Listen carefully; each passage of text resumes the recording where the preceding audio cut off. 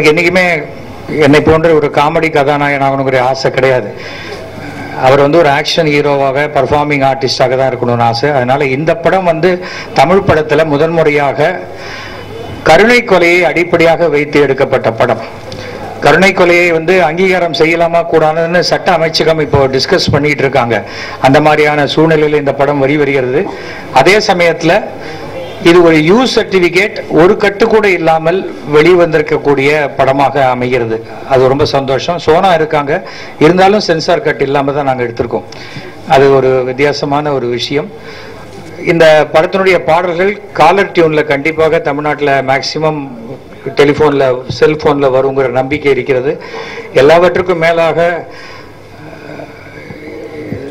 திரு G K. Vasan sir வந்து இந்த பாடல்களை வெளியிடுவதற்கு சம்மதித்ததற்கு எங்களுடைய மனமார்ந்த நன்றியை நாங்கள் ரொம்ப சொல்லணும். ஏன்னா அவருடைய ஃபேமிலி ஆரம்பத்துலேருந்து எனக்கு ஒரு 30 ஆண்டுகளாக பழக்கம். மூப்பனார் ஐயாலேருந்து இவரும் எனக்கு 20 வருஷத்துக்கு மேலே பழக்கம். எவ்வளோ பேருக்கு ஒன்று 50 வருஷம் கூட இருக்கலாம். ஆனால் கண்டுக்காத போகிறவங்க எவ்வளோ பேர் இருக்காங்க.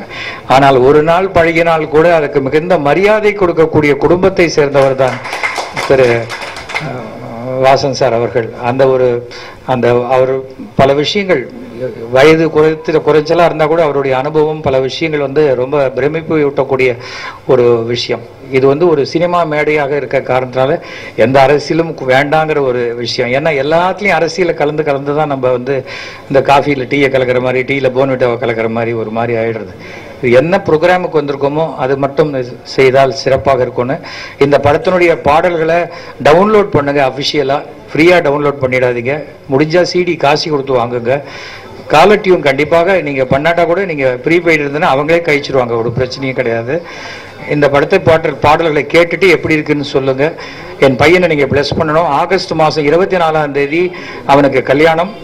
சுருதி வெங்கட்ரமணன் என்ற இன்ஜினியரிங் பட்டதாரி பெண்ணை மணக்கிறார். கோபிச்செட்டிப்பாளையம். அவங்களும் காங்கிரஸ் பாரம்பரியமிக்க குடும்பம் தான்.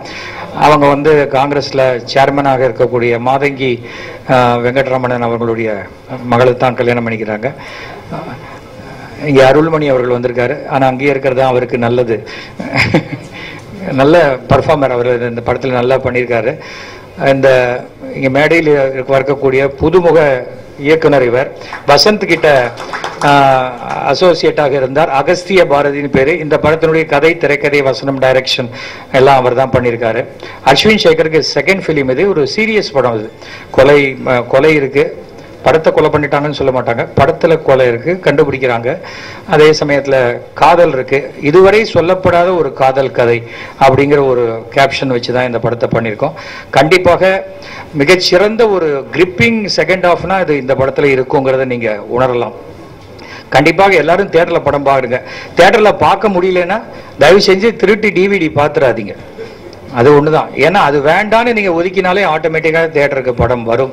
நீங்கள் ஆதரிக்கும் வரை தமிழ் படங்கள் வளரும். நீங்கள் எனக்கு கொடுத்த சப்போர்ட் மாதிரியே என் பையனுக்கும் கொடுக்கும் எங்கள் நம்பிக்கை எனக்கு இருக்கிறது. இது ஃபேமிலியோடு சேர்ந்து பார்க்கக்கூடிய ஒரு கௌரவமான ஒரு படமாகத்தான் இருக்கும். காயின்லாம் கீழே போடுறது, பாப்கார்ன் டப்பாவில் மூஞ்சியை மூடிட்டு குழந்தைங்களாம் பார்க்க வேணாம் அப்படின்லாம் நினைக்க வேண்டிய படம் அல்ல இது. இது is a very decent film. Decent ஃபிலிம்ங்கிறதுனால எப்படி பார்க்குறதுன்னு சில பேர் நினைக்க வேண்டாம். பார்க்கக்கூடிய டீசன்ட் ஃபிலிமாகத்தான் இருக்கும். அது எல்லா அம்சங்களும் நிறைந்த படம். இந்த படத்தில் வந்து நம்முடைய அமைச்சர் அவர்களுக்கு நிறைய பேர் வெயிட் பண்ணிட்டு இருக்காங்க. அதனால ரொம்ப ஷார்ட்டான ஒரு ஃபங்க்ஷனாக பண்ணலான்னு ஃபஸ்ட்டு அந்த சிடி அவர் ரிலீஸ் பண்ணிட்டு அதன் பிறகு நம்ம வந்து அவர் நம்மளை பிளஸ் பண்ணுவார். தேங்க்யூ. நினைவில் நின்றவள் என்ற வெற்றி திரைப்படத்தினுடைய பாடல் வெளியீட்டு விழாவிலே கலந்து கொண்டு உங்களை எல்லாம் சந்திப்பதிலே மிக்க மகிழ்ச்சி அடைகின்றேன். நம்முடைய மரியாதைக்குரிய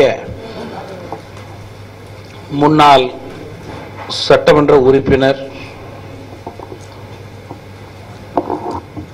தமிழக மக்களுடைய அபிமான நடிகர் திரு எஸ்.வி. சேகர் அவர்களை தெரியாதவர்கள் எவரும் இருக்க முடியாது. அவர்கள் தொடர்ந்து நடித்த படங்களை நாம் பார்த்திருப்போமானால் அதில் குணச்சித்திரம், நகைச்சுவை என்று அனைத்து தரப்பு மக்களுடைய எண்ணங்களை பிரதிபலிக்கும் வகையிலே அவருடைய நடிப்பு திறன் அமைந்திருக்கும் என்பதிலே மாற்று கருத்து யாருக்கும் இருக்க முடியாது. குறிப்பாக நாடகக்கலைக்கு தனி பெருமை சேர்க்கும் வகையிலே தன்னுடைய உகந்த பணியை சிறந்த முறையிலே தொடர்ந்து செய்து கொண்டிருப்பவர் திரு எஸ்.வி. சேகர் அவர்கள் என்று கூறினால் அது மிகையாகாது.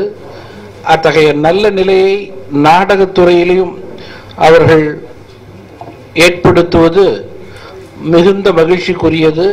காரணம், நாடகங்கள் மிக குறைவாக இருக்கின்ற இந்த காலகட்டத்திலே அதற்கு முக்கியத்துவம் கொடுத்து அவர்கள் நாடக மேடைகளை பிரபலப்படுத்துவது மகிழ்ச்சிக்குரியது.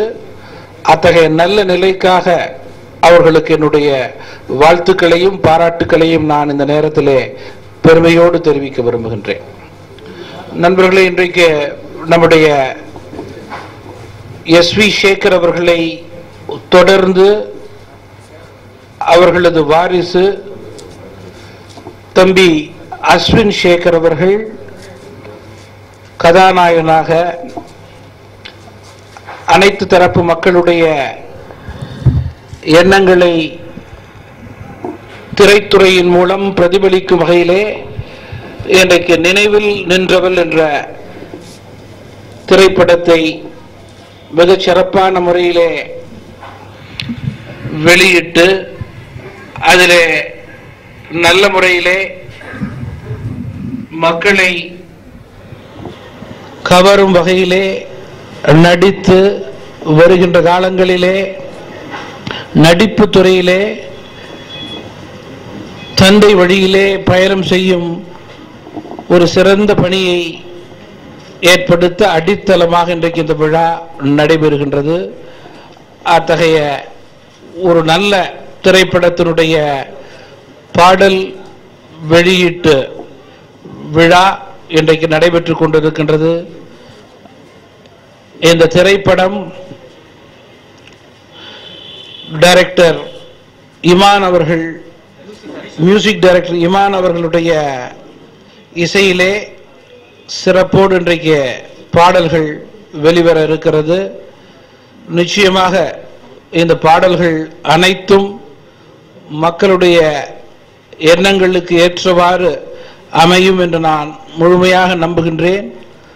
அதற்கு ஏற்றவாறு நாம் அனைவரும் இந்த நினைவில் நின்றவள் பாடல் பதிவு கேசட்டை வாங்கி அதை கேட்டு மகிழ வேண்டும் என்று இந்த நேரத்திலே நான் அன்போடு கேட்டுக்கொண்டு, மிக சிறந்த முறையிலே தன்னுடைய நடிப்பு துறையிலே வளர்ந்து உயர்ந்து புகழ் பெற்ற திரு சேகர் அவர்கள் இன்றைக்கு அவருடைய மகனை இந்த துறையிலே மிக சிறப்பாக கொண்டு வந்து அவர்களுக்கும் நல்ல வழிவகை செய்யும் வகையிலே ஒரு நிலையை ஏற்படுத்தி இருக்கின்றார்கள்.